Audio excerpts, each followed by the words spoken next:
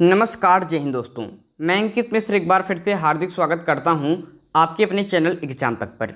दोस्तों, SSC GD के लिए बहुत ही शानदार सी प्रैक्टिस सेट क्लास यहां पर अब स्टार्ट कर रहे हैं और यहां पर आपको जीके जीएस के सारे पोर्शन कंप्लीट कराए जाएंगे, जिसमें history, geography, polity, economics, science के सारे क्वेश्चन आपको कंप्लीट यहां पर कराए जाएंगे। दोस्तों, ये क्लास आपके सीएचएसएल वाले और एमटीएस वाले भी देख सकते हैं, क्योंकि ये एसएससी के जो पूर्व एग्जाम में पूछे गए उन्हीं क्वेश्चन यहाँ पर कराया जा रहा है, तो आपके एग्जाम के लिए भी इंपॉर्टेंट बन सकता है। और जो जीडी की तैयारी कर रहा है वो स्पेशल रूप से इस चैनल को सब्सक्राइब कर ले, क्योंकि सारे विषय के यहाँ पर आपको क्वेश्चन लगातार आपके कराए जाते रहेंगे। तो पहले क्वेश्चन की तरफ चलते हैं दोस्तों।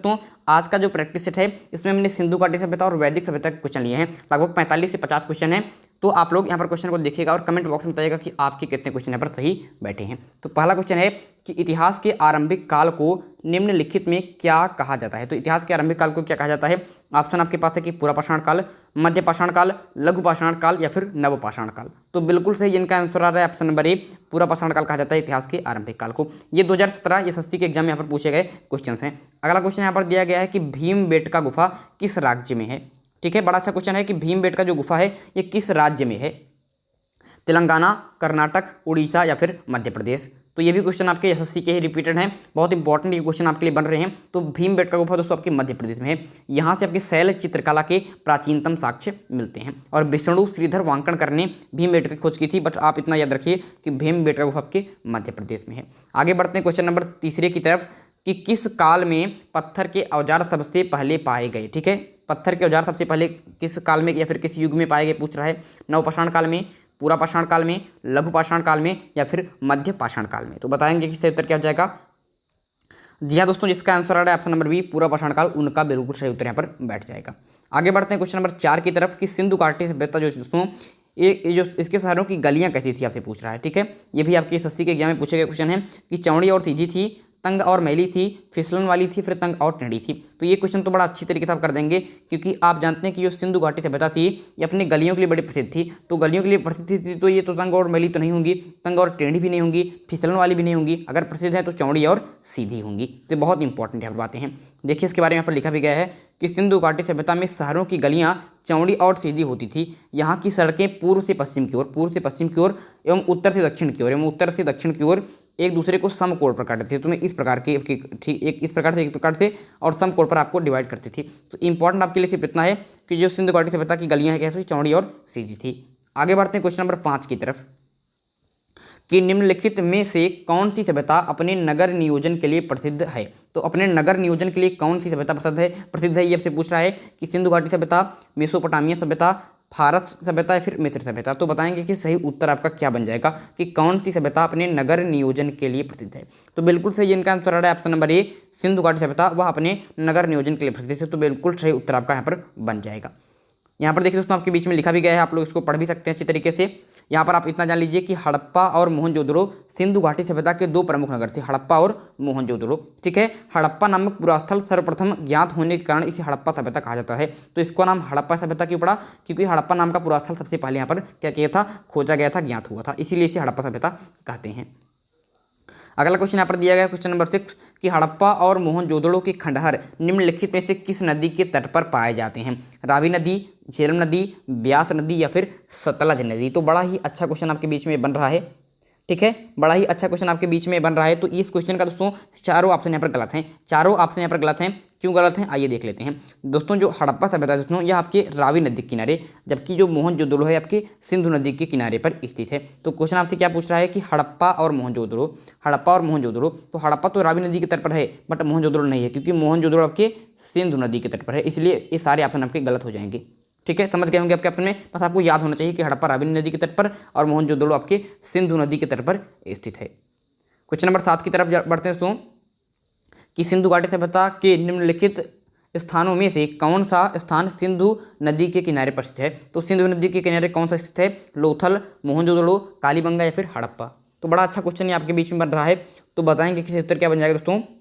तो बिल्कुल सही, अभी पीछे ही मैंने आपको बताया कि जो मोहनजोदड़ो है दोस्तों ये आपके सिंधु नदी के तट पर स्थित है। तो आप लोग बड़ा अच्छे तरीके से लगाते हैं, क्योंकि पूछ रहा था कि सिंधु नदी के किनारे पर स्थित है, तो क्या आपके मोहनजोदड़ो। हड़प्पा की बात करते हैं तो हड़प्पा आपकी रावी नदी के तट पर है। किस नदी के तट पर? रावी नदी के तट पर। पीछे मैंने बताया। लोथल की बात करते हैं दोस्तों तो लोथल आपकी भोगोवा नदी के तट पर है। किस नदी के तट पर है? भोगोवा नदी के तट पर है। और कालीबंगन किस नदी के तट पर है? इसका आंसर आप लोग कमेंट बॉक्स में दीजिएगा। मैं आपके कमेंट का इंतजार करूंगा कि कालीबंगा है या किस नदी के तट पर स्थित है। ठीक है दोस्तों, बहुत ही शानदार तरीके से प्रैक्टिस सेट मैंने आपके बीच में यहाँ पर स्टार्ट कर दी है। और ये जो प्रैक्टिस सेट है दोस्तों आपके लगातार आपको मिलती रहेगी। ठीक है, इसमें आपके लगभग 10 दिन हमको लगेगा इतिहास के क्वेश्चन कंप्लीट कराने में। इतिहास के क्वेश्चन कंप्लीट करने के बाद हम इस प्रकार से पॉलिटिक्स जियोग्राफी के सारे क्वेश्चन आपको कंप्लीट कराएंगे जो एसएससी के एग्जाम में प्रीवियस में पूछे गए हैं। क्वेश्चन नंबर 8 यहाँ पर है कि सिंधु घाटी सभ्यता की लिपि कौन सी है? तो लिपि कौन सी है पूछ रहा है आपकी? तमिल लिपि है, खरोष्ठी लिपि है, अज्ञात है लिपि या फिर ब्राह्मी लिपि है। तो बताएंगे कि सही उत्तर क्या बन जाएगा दोस्तों? तो बिल्कुल सही आंसर बन जाएगा आपका ऑप्शन नंबर सी, अज्ञात है। जो सिंधु घाटी की सभ्यता की लिपि क्या दोस्तों आपके? अज्ञात है। तो सी ऑप्शन क्या बन जाएगा? बिल्कुल सही आंसर पर बन जाएगा। देखिए यहाँ पर लिखा भी गया है कि सिंधु लिपि में लगभग 64 मूल चिन्ह, 285 से 400 तक अक्षर हैं जो खेलखड़ी की आयताकार मोहरों, तांबे की गुटिकाओं आदि पर मिलते हैं। यह लिपि चित्रात्मक थी। यह लिपि अभी तक पढ़ी नहीं जा सकी है। तो यह लिपि अभी तक पढ़ी नहीं जा सकी है, इसलिए क्या कर सकते हैं? यह अज्ञात है। क्वेश्चन नंबर 9 है, शायद आपको दिख रहा होगा कि मोहनजोदड़ो का स्थानीय नाम क्या था? तो मोहनजोदड़ो का स्थानीय नाम क्या था? ये तो बड़ा ही सिंपल सा क्वेश्चन है। मुझे लगता है कि आप में से सभी को पता होगा, कि आपके मोहनजोदड़ो का स्थानीय नाम क्या था। रेगिस्तान का टीला था, नदी मुख भूमि का टीला था, मृतकों का टीला था या फिर जीवन का टीला था। ठीक है, 2017 में क्वेश्चन पूछा गया था। आपके पेपर में इस बार जरूर आएगा ये क्वेश्चन, लिख लीजिएगा कि इसे मृतकों का टीला कहते हैं। और मोहनजोदड़ो किस नदी के तट पर है? तो सिंधु नदी के तट पर। ये मैं आपको चीज़ें बार बार क्यों बता रहा हूँ? क्योंकि बार बार सुनने से ही तो आपको चीज़ें याद होती हैं, इसलिए आपको मैं यहाँ पर चीज़ें बता रहा हूँ। आगे यहाँ पर दोस्तों है कि मोहनजोदड़ो में सबसे बड़ा भवन कौन सा है? ये क्वेश्चन बड़ा अच्छा है कि विशाल स्नानागार, धान्यागार, स्तंभ हॉल, 2 मंजिला मकान। तो सबसे बड़ा भवन मोहनजोदड़ो में कौन सा है? ये क्वेश्चन आपसे पूछ रहा है। यहाँ पर बहुत ज़्यादा लोग फंस जाते हैं, बहुत लोग विशाल स्नानागार मार देते हैं, बट मोहनजोदड़ो में सबसे बड़ा भवन आपके धान्यागार है। क्या दोस्तों? आपके धान्यागार है। तो बी ऑप्शन बन जाएगा बिल्कुल सही। जिनका आंसर आया होगा बी, वो जान लीजिए कि आपकी तैयारी बहुत ही शानदार तरीके से यहाँ पर चल रही है। आगे बढ़ते दोस्तों, यहाँ पर देखिए, यहाँ पर लिखा भी गया है कि मोहनजोदड़ो का धान्यागार आपकी 45.72 मीटर लंबा और 22.86 मीटर चौड़ा था। समझ रहे हैं? जो कि वहाँ का सबसे बड़ा भवन था। मोहनजोदड़ो की विशाल स्नानागार की उत्तर से दक्षिण की ओर ऊंचाई 11.8 मीटर और पूर्व से पश्चिम की ओर चौड़ाई 7.01 मीटर थी। तो यहाँ पर देख लेते हैं कि लंबाई इसकी कितनी है? 22 तक है और इसका 11 ही है। और इसकी चौड़ाई क्या है दोस्तों आपके? इसकी लंबाई यहाँ पर देखिए 45 थी और इसका की 11 है। इसकी चौड़ाई 22 थी और इसकी चौड़ाई के साथ ही है। तो इसलिए धान्यागार बड़ा है, ना कि स्नानागार। तो ये डाउट अपने मन से दूर कर लीजिए। अगला क्वेश्चन नंबर 11 है कि विशाल स्नानागार ग्रेट बाथ कहाँ मिला था? तो आपको पीछे ही मैंने बता दिया, बड़े अच्छे से बता लेंगे। हड़प्पा में, लोथल में, चनहुदड़ो में या फिर मोहनजोदड़ो में। तो बताएंगे कि सही उत्तर क्या बन जाएगा?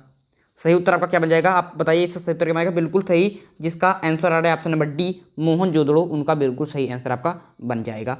आगे बढ़ते हैं क्वेश्चन नंबर नेक्स्ट की तरफ। क्वेश्चन नंबर यहाँ पर 12 है कि सिंधु घाटी के लोगों की एक महत्वपूर्ण रचना निम्नलिखित में से किसकी मूर्ति थी? सिंधु घाटी के लोगों की एक महत्वपूर्ण रचना नटराज की, नृत्य करती हुई बालिका की, बुद्ध की या फिर नरसिम्हा की।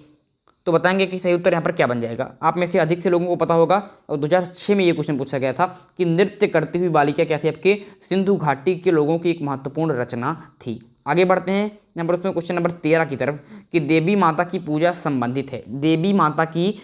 संबंधित है आर्य सभ्यता के साथ, भूमध्य सागरीय सभ्यता के साथ, सिंधु घाटी सभ्यता के साथ या फिर उत्तर वैदिक सभ्यता के साथ। ठीक है दोस्तों, तो यहाँ पर दोस्तों बिल्कुल सही आंसर बन जाएगा आपका ऑप्शन नंबर 3, सिंधु घाटी सभ्यता के साथ ही आपके देवी माता की पूजा, क्योंकि ये आपकी मातृ सत्तात्मक है। तो देवी माता की पूजा आपके ऑप्शन नंबर 3 बिल्कुल सही उत्तर बन जाएगा। आगे बढ़ते हैं दोस्तों, यहाँ पर देखिए आपका लिखा भी गया है कि देवी माता या मातृ देवी की पूजा सिंधु घाटी सभ्यता से संबंधित थी। पुरातात्विक साक्ष्यों से प्राप्त मातृ देवी या मृण मूर्तियों से इस बात का ज्ञान होता है। ठीक है, आगे बढ़ते हैं क्वेश्चन नंबर 14 की तरफ कि सिंधु घाटी सभ्यता का पत्तन नगर, जिसे बंदरगाह कहते हैं ना, इसे क्या कहते हैं? जिसे आपके बंदरगाह कहते हैं, कौन सा है? तो आपकी बंदरगाह कौन सा है? कालीबंगन, लोथल, रोपड़ या फिर मोहनजोदड़ो। एसएससी के स्टेनोग्राफर की परीक्षा 2011 में पूछा गया क्वेश्चन और बहुत सारे लोगों को इसका आंसर पता होगा। मुझे ऐसा क्या दोस्तों आपको विश्वास है। तो सही उत्तर बन जाएगा आपका ऑप्शन नंबर बी, लोथल क्या दोस्तों? आपके एक बंदरगाह था जो भोगोवा नदी के तट पर थे। कालीबंगन किस नदी के तट तट पर स्थित है। आप लोगों से मैंने होमवर्क के लिए क्वेश्चन दिया है, देखते हैं कि कितने लोगों को इसका आंसर पता है। आगे बढ़ते हैं क्वेश्चन नंबर नेक्स्ट की तरफ। 15वां क्वेश्चन आपके स्क्रीन पर है कि लोथल नामक स्थान पर निम्नोक्त सभ्यताओं में से किसका जहाजी माल घाट था। किसका जहाजी माल घाट था, ठीक है। मतलब ये पूछना ये चाह रहा है कि जो लोथल नगर था ये किसका बंदरगाह था। सिंधु घाटी सभ्यता का बंदरगाह था, मेसोपोटामिया का, मिस्र का, या फिर फारसी का, ठीक है। बहुत ही इंपॉर्टेंट ये क्वेश्चन है, देखते हैं कि सही उत्तर किसका बन जाएगा। जी हाँ दोस्तों, जिसका आंसर आ रहा है ऑप्शन नंबर 1 सिंधु घाटी सभ्यता, वो बिल्कुल सही उत्तर बन जाएगा, क्योंकि पीछे ही मैंने बताया कि सिंधु घाटी सभ्यता का एक बंदरगाह था लोथल, और उसी को थोड़ा सा घुमा कर पूछ लिया कि लोथल जो है ये जो बंदरगाह है ये किस सभ्यता का है, तो सिंधु घाटी सभ्यता का, ठीक है। आगे बढ़ते हैं क्वेश्चन नंबर 16 की तरफ। आज हमको आपको 45 से 50 क्वेश्चन तक आपको कराना है, जिसमें लगभग 20 क्वेश्चन आपके सिंधु घाटी सभ्यता के हैं और लगभग 20 ही क्वेश्चन आपके वैदिक सभ्यता के भी हैं। तो क्वेश्चन देखिएगा, बहुत ही अच्छी तरीके से क्वेश्चन को देखिएगा कि निम्न में से कौन सा सिंधु घाटी सभ्यता का एक बंदरगाह शहर माना जाता है। ये तो हमने आपको ऊपर कराया ना, ये तो मैंने आपको ऊपर बताया, तो वही क्वेश्चन फिर से रिपीटेड है। थोड़ा सा ऑप्शन यहाँ पर देख लीजिए, हड़प्पा, लोथल, रोपड़ या फिर बनावली। तो बताएंगे कि सही उत्तर क्या बन जाएगा। सही उत्तर बन जाएगा ऑप्शन नंबर बी, जैसा कि मैंने आपको बताया ही था। ऐसे ऐसे क्वेश्चन आपका रिपीट होता है, ऐसे आपके पेपर में क्वेश्चन रिपीट होते हैं। सिंधु घाटी सभ्यता में कालीबंगा निम्नलिखित में से किसके लिए प्रसिद्ध है। तो कालीबंगा किसके लिए प्रसिद्ध है, ये आपसे पूछ रहा है क्वेश्चन। बड़ा अच्छा ही क्वेश्चन बन जाता है आपके लिए। चट्टान कटौती की वास्तुकला, बंदरगाह, कपास की खेती या फिर मिट्टी के पात्र के लिए। तो ये क्वेश्चन बड़ा ही अच्छा है। आप लोग कमेंट बॉक्स में उत्तर दीजिए कि सही उत्तर क्या बन जाएगा। सही उत्तर यहाँ पर आपका क्या बन जाएगा कि जो सिंधु घाटी सभ्यता का कालीबंगा है, कालीबंगा की बात कर रहे हैं, ये किसके लिए प्रसिद्ध है। तो सही उत्तर बन जाएगा ऑप्शन नंबर सी, मिट्टी के पात्र के लिए। किसके लिए, मिट्टी के पात्र के लिए। ये बहुत अच्छा क्वेश्चन है। यहाँ पर देखिए लिखा है कि कालीबंगा सैंधवकालीन सभ्यता का एक पुरास्थल है। किसका लिए, सैंधवकालीन मतलब सिंधु घाटी सभ्यता का। यह राजस्थान की हनुमानगढ़ जिले में विद्यमान है। कालीबंगा राजस्थान के हनुमानगढ़ जिले में। कालीबंगा से मिट्टी के पात्र प्राप्त हुए हैं, ठीक है, मिट्टी के पात्र। क्वेश्चन नंबर 18 है, देखिएगा कि सिंधु अर्थव्यवस्था की ताकत थी। जो सिंधु अर्थव्यवस्था, सिंधु घाटी सभ्यता की जो अर्थव्यवस्था की ताकत क्या थी। कृषि थी, व्यापार थी, चाक पर बनाए गए मिट्टी के बर्तन थे, या फिर बढ़ईगिरी थी। तो बहुत लोग इसको कृषि मार देते हैं, बट ये गलत है दोस्तों। सही उत्तर बनता है ऑप्शन नंबर बी, व्यापार थी आपके सिंधु की अर्थव्यवस्था, जो अर्थव्यवस्था इसकी ताकत थी, ठीक है। यहाँ पर देखिए आपको अगला क्वेश्चन बन रहा है, क्वेश्चन नंबर 19। बहुत अच्छा क्वेश्चन है कि निम्नलिखित में से कौन सी धातु हड़प्पन सभ्यता में नहीं पाई गई थी। हड़प्पन सभ्यता में नहीं पाई गई थी। ये क्वेश्चन इतना इंपॉर्टेंट है कि पता नहीं कितनी बार ये क्वेश्चन रिपीट हुआ है। मुझे लगता है कि आप में से 90% लोगों को इसका आंसर पता होगा इसका आंसर आप लोगों को। सोना, तांबा, चांदी या फिर लोहा। तो डी ऑप्शन बिल्कुल सही हो जाएगा कि जो लोहा है दोस्तों, इससे परिचित नहीं थे। लोहा तो आपके वैदिक सभ्यता से आई थी बात में। तो सिंधु घाटी सभ्यता के लोग, जो हड़प्पन सभ्यता के लोग थे, ये आपके लोहा से परिचित नहीं थे। सोना से भी परिचित थे, तांबा से भी परिचित थे और चांदी से भी परिचित थे। अच्छा, एक क्वेश्चन अतिरिक्त बता दे रहा हूँ, देख लीजिएगा कि भारत का वह कौन सा राज्य है जो सर्वाधिक चांदी का उत्पादन करता है, सर्वाधिक चांदी का। तो क्या उत्तर बन जाएगा, सही उत्तर बन जाएगा आपके राजस्थान। राजस्थान क्या बन जाएगा, बिल्कुल सही आंसर आपका बन जाएगा। और राजस्थान का ही है कालीबंगा, याद है ना। आप लोगों को कमेंट बॉक्स में बताया कि कालीबंगा किस नदी के तट पर है, मैंने पूछा है आपसे। क्वेश्चन नंबर 20 है दोस्तों ये कि सोर्तगोई, जिसे कहते हैं सिंधु घाटी सभ्यता, किस देश में है।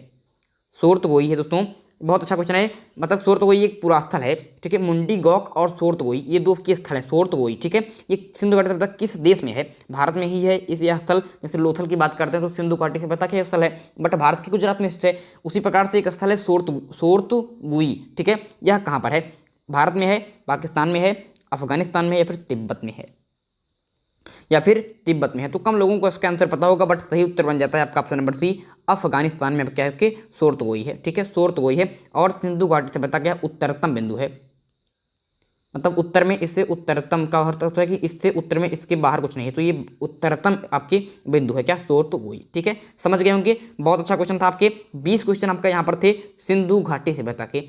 तो सिंधु घाटी सभ्यता की 20 क्वेश्चन आपको कैसे लगे कमेंट बॉक्स में बताइएगा।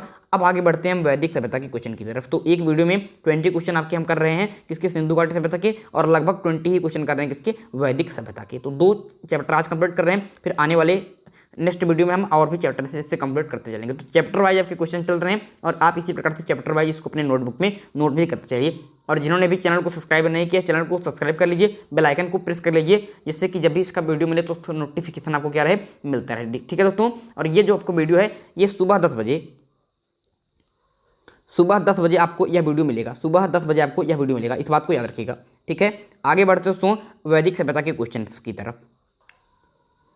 तो यहाँ पर क्वेश्चन देखिएगा, क्वेश्चन नंबर 1 है कि वैदिक आर्यों का प्रमुख भोजन था, जो वैदिक आर्य थे उनका प्रमुख भोजन था जौ और चावल, दूध और इसके उत्पाद, चावल और दालें, या फिर सब्जियां और फल। तो जो वैदिक आर्य थे, मतलब जो वैदिक सभ्यता के लोग थे, उनका मुख्य भोजन का था पूछ रहा है। तो सही उत्तर बन जाएगा आपका ऑप्शन नंबर बी, दूध और इसके उत्पाद। दूध और इसके उत्पाद। दोस्तों जो सिंधु घाटी सभ्यता थी, जो सिंधु घाटी सभ्यता थी, यह एक नगरीय सभ्यता थी। और जो उसमें जो वैदिक सभ्यता आई, वैदिक सभ्यता, यह एक ग्रामीण सभ्यता थी। तो ग्रामीण में तो आपको व्यापार वगैरह होता है, और या फिर पशुपालन, व्यापार तो होता नहीं, पशुपालन वगैरह होता है।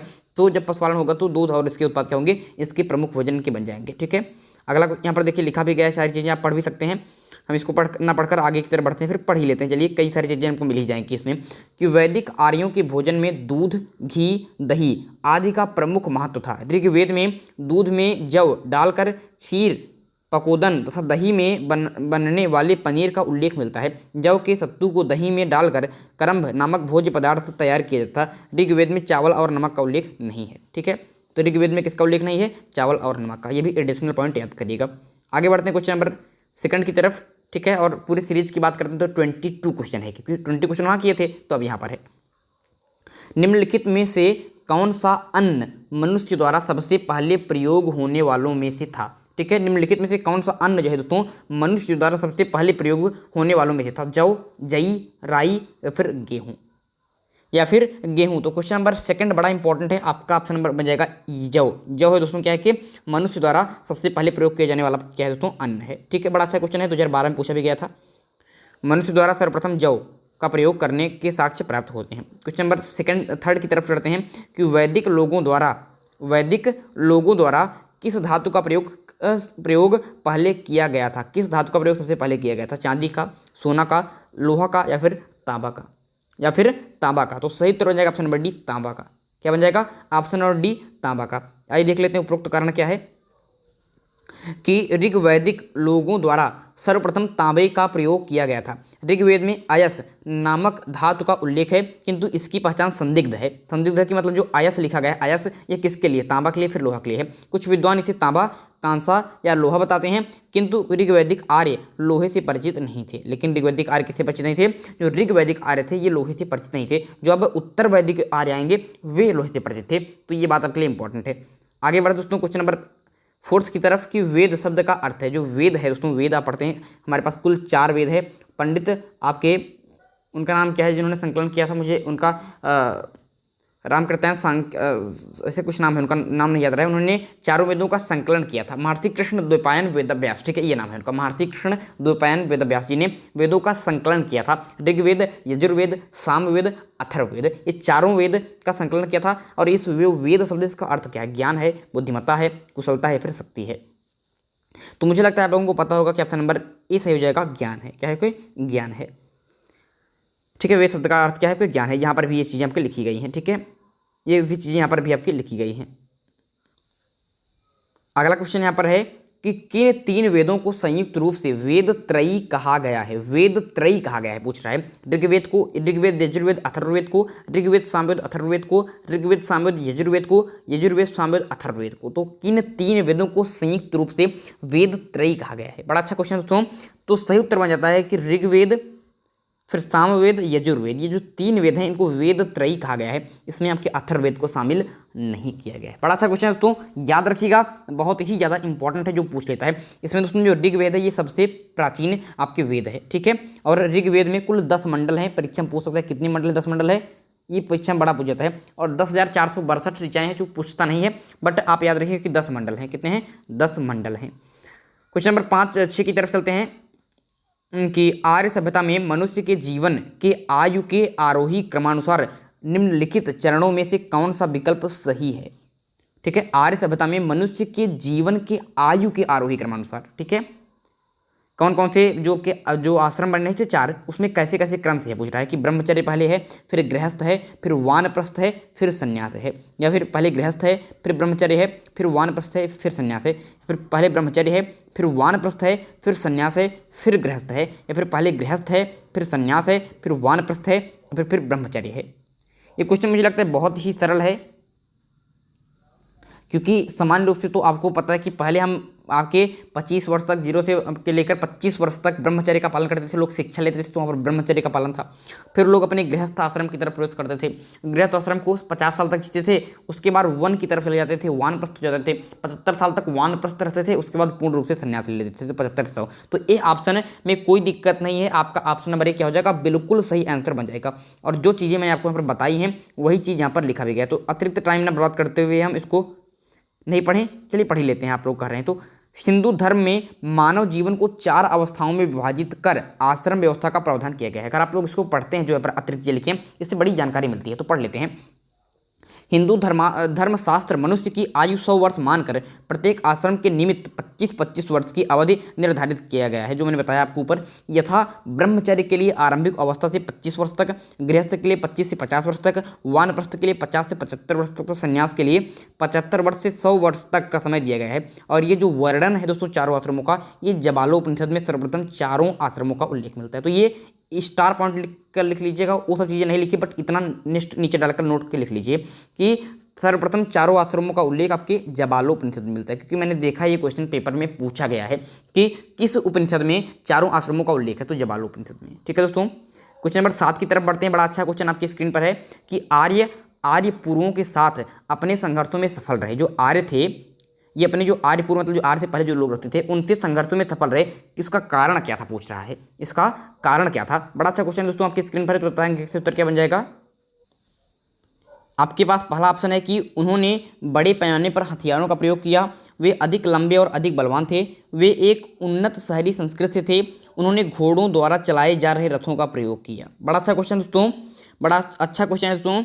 तो सही उत्तर बन जाएगा ऑप्शन नंबर डी कि उन्होंने घोड़ों द्वारा चलाए गए रथों का प्रयोग किया, क्योंकि उससे पहले लोग यहाँ पर घोड़ों से परिचित नहीं थे, इसीलिए ये आपके क्या हुए, इसीलिए ये लोग सफल हो गए, अपने आर्य पूर्व लोगों को और उससे संघर्ष में सफल हो गए। ठीक है, यहाँ पर लिखा भी गया है कि आर्य पूर्वों के साथ अपने संघर्षों में सफल रहे, इसका मुख्य कारण इन्होंने घोड़ों द्वारा चलाए जा रहे रथों का प्रयोग किया। क्वेश्चन नंबर 8 है कि आरंभिक वैदिक काल में वर्ण व्यवस्था आधारित, तो जो वर्ण व्यवस्था थी, जो आरंभिक जो वैदिक काल से ऋग वैदिक काल कहते हैं, किस पर आधारित थी, शिक्षा पर, जन्म पर, व्यवसाय पर, या फिर प्रतिभा पर। तो सही उत्तर बन जाएगा ऑप्शन नंबर सी, व्यवसाय पर आधारित थी आपके वर्ण व्यवस्था। वर्ण व्यवस्था किस पर आधारित थी, आपके व्यवसाय पर आधारित थी।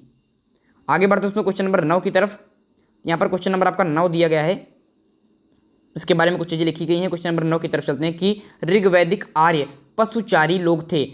यह इस तथ्य से पुष्ट होता है, किस तथ्य से पुष्ट होता है कि जो ऋग्वैदिक थे ये पशुचारी थे। ठीक है, कि ऋग्वेद में गाय के अनेक संदर्भ हैं, अधिकांश शुद्ध गायों के लिए लड़े गए थे, अधिकांश जो युद्ध थे ये गायों के लिए लड़े गए थे, पुरोहितों को दिए जाने वाले उपहार प्रायः गाय होती थी या ना कि जमीन, उपयुक्त सभी।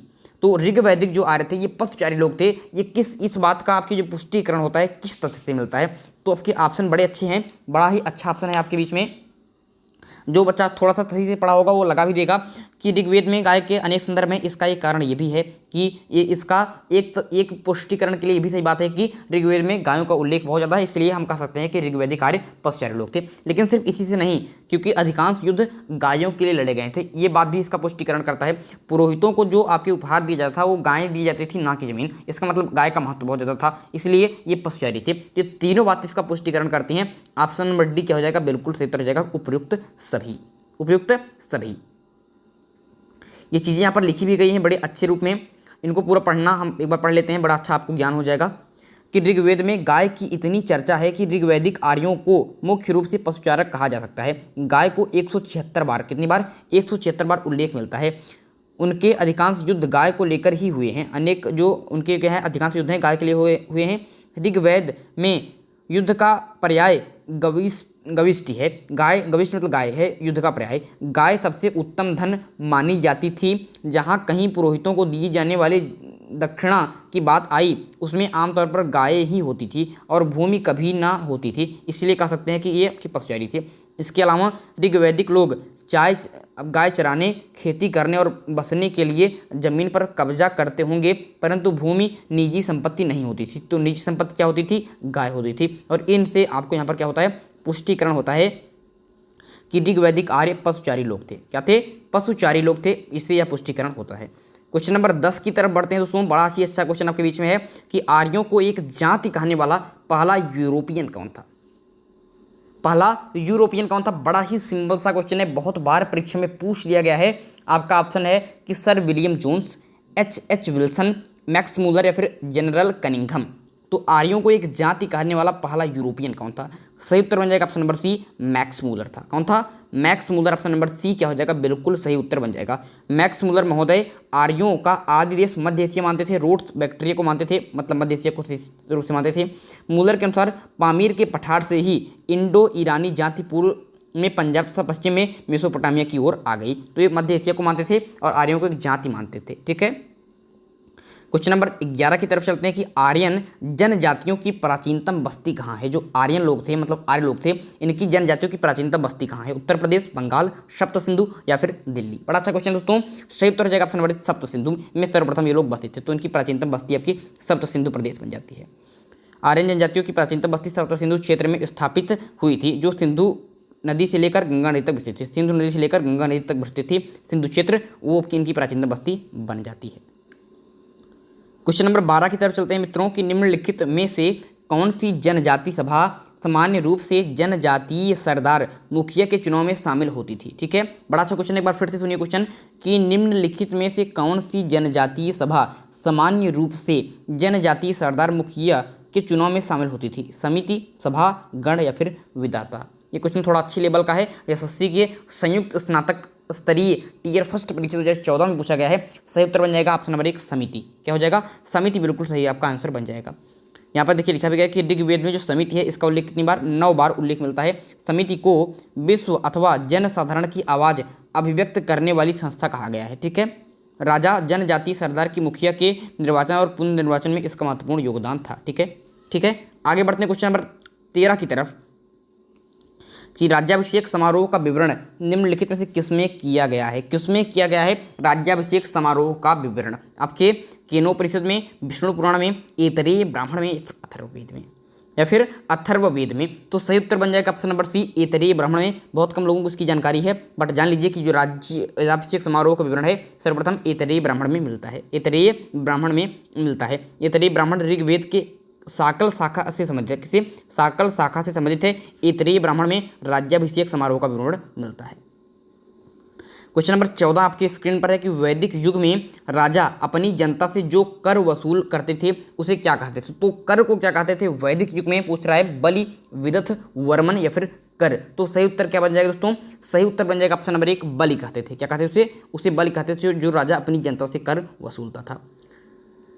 देखिए यहाँ पर लिखा भी गया है कि वैदिक युग में राजा अपनी जनता से जो कर वसूल करते थे उसे बलि कहा जाता था। बलि को संग्रहित करने वाला अधिकारी बागदूध या फिर बागदुग कहलाता था, जबकि संग्रहिता कोषाध्यक्ष का कार्य संभालते थे। संग्रहिता क्या करते थे? कोषाध्यक्ष का कार्य संभालते थे। क्वेश्चन नंबर 15 आपके स्क्रीन पर है कि प्रसिद्ध गायत्री मंत्र कहाँ से लिया गया है? तो प्रसिद्ध गायत्री मंत्र कहाँ से लिया गया है? बड़ा ही सिंपल सा क्वेश्चन, बार बार 50 बार रिपीट क्वेश्चन है।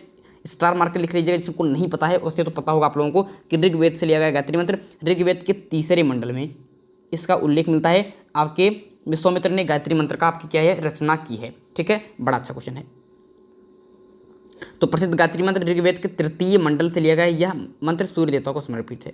किसको समर्पित है? आपके सूर्य देवता को समर्पित है। अगले क्वेश्चन की तरफ बढ़ते हैं दोस्तों, क्वेश्चन नंबर 16 की तरफ कि भारतीय प्रतीक पर उत्कीर्ण सत्यमेव जयते लिया गया है। जो सत्यमेव जयते है ये कहाँ से लिया गया है? भारतीय प्रतीक पर उत्कीर्ण सत्यमेव जयते। ठीक है, जो हमारा राष्ट्रीय वाक्य कहाँ से लिया गया है? तो मुंडकोपनिषद से लिया गया है। ऑप्शन नंबर डी क्या हो जाएगा?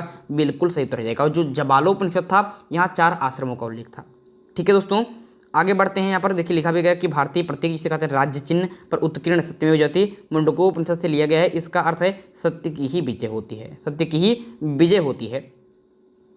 ठीक है दोस्तों, अगले क्वेश्चन की तरफ चलते हैं कि निम्न में से किस विदुषी ने वाद विवाद में अजेय याज्ञवल्क्य को चुनौती दी थी? तो याज्ञवल्क्य को चुनौती दी थी किस विदुषी ने पूछ रहा है। बड़ा ही अच्छा क्वेश्चन है। आपके पास ऑप्शन है घोषा ने, अपाला ने, मैत्रेयी ने या फिर गार्गी ने तो सही उत्तर हो जाएगा ऑप्शन नंबर डी गार्गी ने क्या किया था? आपके याज्ञवल्क्य को चुनौती दी थी, जो आपको वाद विवाद में कभी भी हारे नहीं थे उनको। किसको? गार्गी जी ने। याज्ञवल्क्य को गार्गी द्वारा चुनौती दी गई थी। याज्ञवल्क्य गार्गी संवाद का उल्लेख आपको कहाँ पर मिलता है? बृहदारण्यकोपनिषद में मिलता है। कहाँ पर? बृहदारण्यकोपनिषद। बड़ा अच्छा क्वेश्चन है। अगला क्वेश्चन यहाँ पर दिया ही गया है आपके स्क्रीन पर। आज का हमारा अंतिम क्वेश्चन यहाँ पर बन जाता है। क्वेश्चन यहाँ पर आज का हमारा अंतिम क्वेश्चन बन जाता है। 20 क्वेश्चन हमने किए सिंधु घाटी सभ्यता से, 18 क्वेश्चन हमने किए किससे, आपके वैदिक सभ्यता से। तो बन गए पूरे 38 क्वेश्चन। ये 2 चैप्टर हमारा फिनिश हो गया है। अब आने वाले समय में आपके बुद्ध जैन धर्म, उसके अलावा के जो चैप्टर हैं उसको हम कंप्लीट करते रहेंगे। आप यही जानकर रखिए कि 10 से 15 दिन के अंदर हम पूरा इतिहास के जितने भी क्वेश्चन पूछे गए घटना चक्र में जितने भी हैं वो सारे कराकर हम नेक्स्ट विषय में प्रवेश कर जाएंगे। ऐसे ऐसे करके सारे विषय को कंप्लीट कर देंगे। सारे क्वेश्चन अगर आप लोग याद कर लिए तो यहीं से क्वेश्चन आएगा, ये 100% की क्या है, गारंटी है। प्राचीन भारत में निम्नलिखित में से किस विवाह को विधि सम्मत नहीं माना जाता? तो विधि सम्मत किस विवाह को नहीं माना जाता था? दैव विवाह को, आर्ष विवाह को, गंधर्व विवाह को या फिर ब्रह्म विवाह को? किस विधि सम्मत नहीं माना जाता था किस विवाह को? 18वां क्वेश्चन है, सही उत्तर हो जाएगा गंधर्व विवाह। जो गंधर्व विवाह था इसे विधि सम्मत नहीं माना जाता था, क्योंकि गंधर्व विवाह क्या दोस्तों, गंधर्व विवाह जो दोस्तों था यह एक प्रेम विवाह माना जाता है, इसलिए इसे विधि सम्मत नहीं माना जाता था। बस दोस्तों आपके कुल 8 प्रकार के विवाह का उल्लेख मिलता है, जिसमें ब्रह्म विवाह, दैव विवाह, आर्ष विवाह, प्रजापत्य विवाह, गंधर्व विवाह, असुर विवाह, राक्षस विवाह और पैशाच विवाह का वर्णन क्या होता है, मिलता है। इस प्रकार की चीज़ें यहाँ पर होती हैं। विधि सम्मत नहीं माना जाता इसको, तो गंधर्व विवाह को।